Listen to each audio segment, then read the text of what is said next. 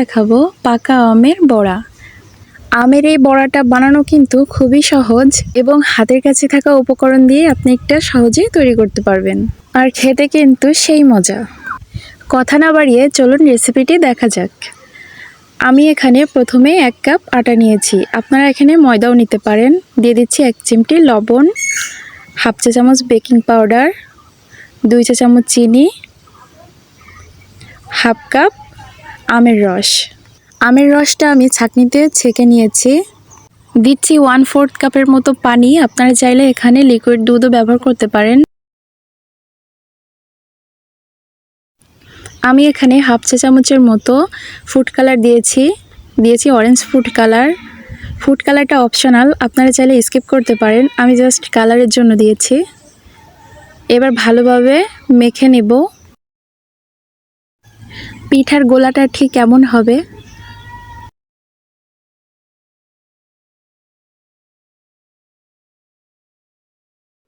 এখন পিঠাটা ভাজতে চুলায় চলে যাব। তেলটা আমি ভালোভাবে গরম করে নিয়েছি, এখন একে একে সবগুলো পিঠা ভেজে নিব। পিঠাগুলো হাই হিটে ভাজতে যাবেন না, সবসময় চুলার জাল মিডিয়াম রাখতে হবে। হাই হিটে ভাজলে কিন্তু পিঠার ওপরটায় কালার চলে আসবে আর ভেতরটা কিন্তু কাঁচা থাকবে, তখন পিঠাটা খেতে কিন্তু ভালো লাগবে না। মাশাআল্লাহ, পিঠাগুলো ফুলে কিন্তু রসগোল্লার মতো হয়ে গিয়েছে। আমার এই রেসিপি ফলো করে যদি পিঠাটা তৈরি করেন, আপনাদের পিঠাও পারফেক্ট হবে ইনশাল্লাহ। রেসিপি ভালো লাগলে আমার এই চ্যানেলটি সাবস্ক্রাইব করে রাখবেন আরও নিত্য নতুন রেসিপি পেতে, সেই সাথে লাইক, কমেন্ট এবং শেয়ার করবেন। এখন কিন্তু আমের সিজন চলতেছে আর এখন প্রচুর আম পাওয়া যাচ্ছে। আপনারা কিন্তু খুব সহজে এভাবে আমের রস দিয়ে পিঠাটা তৈরি করতে পারেন। অনেক সময় আছে না, আম বেশি পেকে যায়, নরম হয়ে যায়, তখন এভাবে আমের রস করে পিঠাটা তৈরি করতে পারেন। এই পিঠাটা ভাজতে বেশি সময় লাগে না, 5 থেকে 7 মিনিট ভেজে নিলেই রেডি।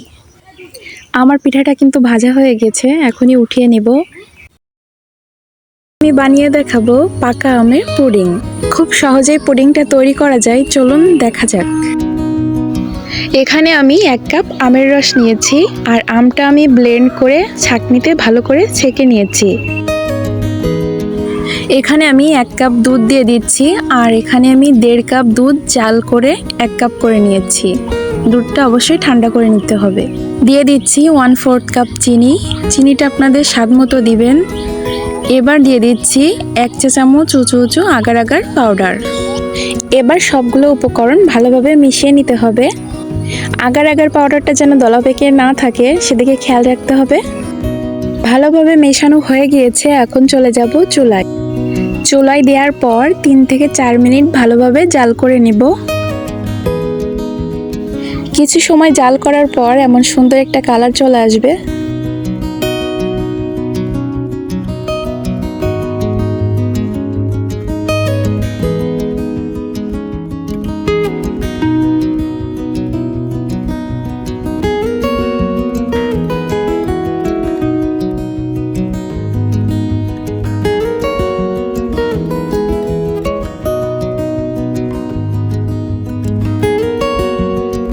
আমার কিন্তু প্রায় জাল করা হয়ে গিয়েছে, দেখতেই পারছেন অনেকটা টেনে এসেছে।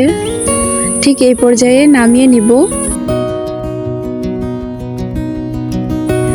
এখন আমি যে পাত্রে পুডিংটা সেট করব সেই পাত্রে ঢেলে নিচ্ছি।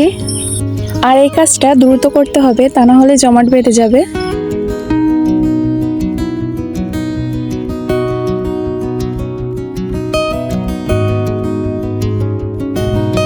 এখন আমি 30 মিনিটের জন্য ফ্যানের নিচেই রেখে দেব, এতে করে পুডিংটা ভালোভাবে সেট হয়ে যাবে।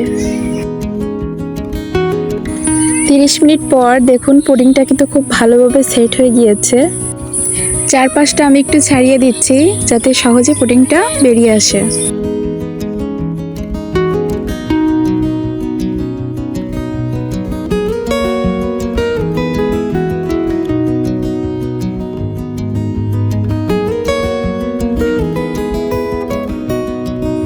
এখন আমি কিছুটা গুঁড়া দুধ ছিটিয়ে দিচ্ছি যাতে দেখতে ভালো লাগে।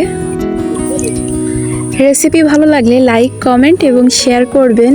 আর যারা এখনো আমার চ্যানেলটি সাবস্ক্রাইব করেননি তাদের কাছে অনুরোধ রইল আমার চ্যানেলটি সাবস্ক্রাইব করার জন্য। আবারও দেখা হবে, ভালো থাকবেন, আসসালামু আলাইকুম।